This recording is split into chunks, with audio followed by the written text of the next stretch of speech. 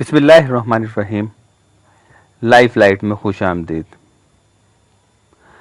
اجمیر شریف میں نعتیہ مشاعرہ تھا۔ فہرست بنانے والوں کے سامنے یہ مشکل تھی کہ جگر مراد آبادی صاحب کو اس مشاعرے میں کیسے بلایا جائے۔ وہ کھلے رند تھے اور نعتیہ مشاعرے میں ان کی شرکت ممکن نہیں تھی۔ اگر فہرست میں ان کا نام نہ رکھا جائے تو پھر مشاعرہ ہی کیا ہوا۔ منتظمین کے درمیان سخت اختلاف پیدا ہو گیا، کچھ ان کے حق میں تھے اور کچھ خلاف۔ دراصل جگر کا معاملہ تھا ہی بڑا اختلافی۔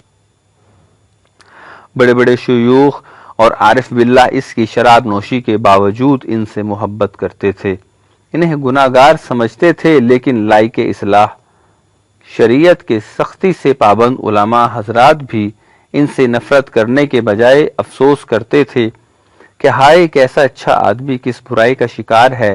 عوام کے لیے وہ ایک اچھے شاعر تھے لیکن تھے شرابی۔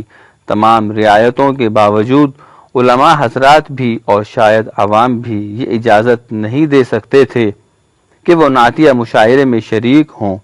آخرکار بہت کچھ سوچنے کے بعد منتظمین مشاعرہ نے فیصلہ کیا کہ جگر کو مدعو کیا جانا چاہیے۔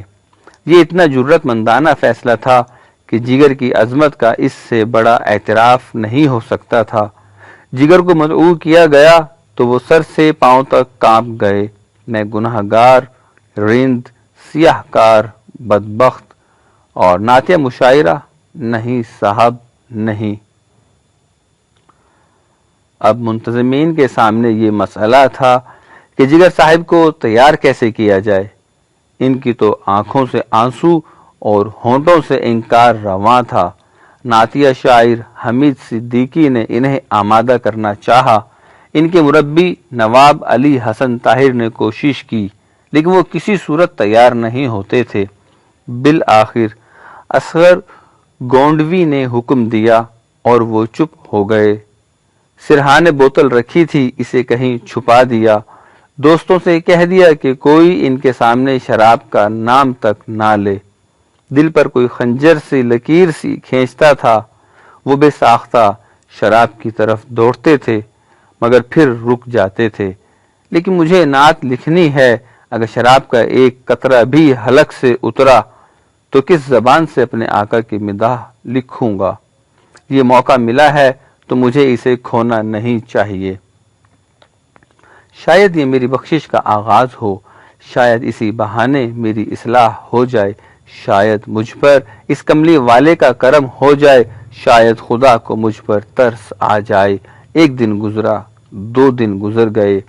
وہ سخت اذیت میں تھے، نعت کے مضمون سوچتے تھے اور غزل کہنے لگتے تھے۔ سوچتے رہے، لکھتے رہے، کاٹتے رہے، لکھے ہوئے کو کاٹ کاٹ کر تھکتے رہے۔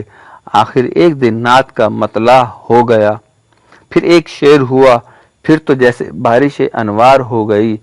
نعت مکمل ہوئی تو انہوں نے سجدہ شکر ادا کیا، مشاعرے کے لیے اس طرح روانہ ہوئے جیسے حج کو جا رہے ہوں۔ کونین کی دولت ان کے پاس ہو، جیسے آج انہیں شہرت کی سدرۃ المنتہا تک پہنچنا ہو۔ انہوں نے کئی دن سے شراب نہیں پی تھی لیکن حلق خشک نہیں تھا۔ ادھر تو یہ حال تھا، دوسری طرف مشاعرہ گاہ کے باہر اور شہر کے چوراہوں پر احتجاجی پوسٹر لگ گئے تھے کہ ایک شرابی سے نعت کیوں پڑھوائی جا رہی ہے۔ لوگ بپھرے ہوئے تھے، اندیشہ تھا کہ جگر صاحب کو کوئی نقصان نہ پہنچ جائے۔ یہ خطرہ بھی تھا کہ لوگ اسٹیشن پر جمع ہو کر نعرے بازی نہ کریں۔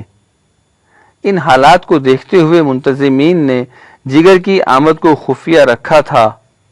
وہ کئی دن پہلے اجمیر شریف پہنچ چکے تھے جبکہ لوگ سمجھ رہے تھے کہ مشاعرے والے دن آئیں گے۔ جگر اپنے خلاف ہونے والی ان کارروائیوں کو خود دیکھ رہے تھے اور مسکرا رہے تھے۔ کہاں پھر یہ مستی، کہاں ایسی ہستی، جگر کی جگر تک ہی میں خواریاں ہیں۔ آخر مشاعرے کی رات آ گئی۔ جگر کو بڑی حفاظت کے ساتھ مشاعرے میں پہنچا دیا گیا۔ سٹیج سے آواز ابھری، رئیس المتغزلین حضرت جگر مراد آبادی۔ اس اعلان کے ساتھ ہی ایک شور بلند ہوا۔ جگر نے بڑے تحمل کے ساتھ مجمع کی طرف دیکھا اور محبت بھرے لہجے میں گویا ہوئے، آپ لوگ مجھے ہوٹ کر رہے ہیں یا نعت رسول پاک کو، جس کے پڑھنے کی سعادت مجھے ملنے والی ہے، اور آپ سننے کی سعادت سے محروم ہونا چاہتے ہیں۔ شور کو جیسے سانپ سونکھ گیا۔ بس یہی وہ وقفہ تھا جب جگر کے ٹوٹے ہوئے دل سے یہ صدا نکلی ہے، ایک رند ہے اور مدحت سلطان مدینہ، ہاں کوئی نظر رحمت سلطان مدینہ۔ جو جہاں تھا ساکت ہو گیا۔ یہ معلوم ہوتا تھا جیسے ان کی زبان سے شعر ادا ہو رہا ہے اور قبولیت کا پروانہ عطا ہو رہا ہے۔ نعت کیا تھی؟ گناہگار کے دل سے نکلی ہوئی آہ تھی، خواہش پناہ تھی، آنسوؤں کی سبیل تھی، بخشش کا خزینہ تھی۔ وہ خود رو رہے تھے اور سب کو رلا رہے تھے۔ دل نرم ہو گئے، اختلاف ختم ہو گئے۔ رحمت عالم کا قصیدہ تھا، بھلا غصے کی کھیتی کیوں کر ہری رہتی۔ یہ نعت اس شخص نے کہی نہیں ہے، اس سے کہلوائی گئی ہے۔ مشاعرے کے بعد سب کی زبان پر یہی بات تھی۔ نعت یہ تھی: ایک رند ہے اور مدحت سلطان مدینہ، ہاں کوئی نظر رحمت سلطان مدینہ۔ دامان نظر تنگ و فراوانی جلوہ، اے طلعت حق طلعت سلطان مدینہ۔ اے خاک مدینہ تیری گلیوں کے تصدق، تو خلد ہے تو جنت سلطان مدینہ۔ اس طرح کہ ہر سانس ہو مصروف عبادت، دیکھوں میں در دولت سلطان مدینہ۔ ایک ننگ غم عشق بھی ہے منتظر دید، صدقے تیرے اے صورت سلطان مدینہ۔ کونین کا غم یاد خدا ور شفاعت، دولت ہے یہی دولت سلطان مدینہ۔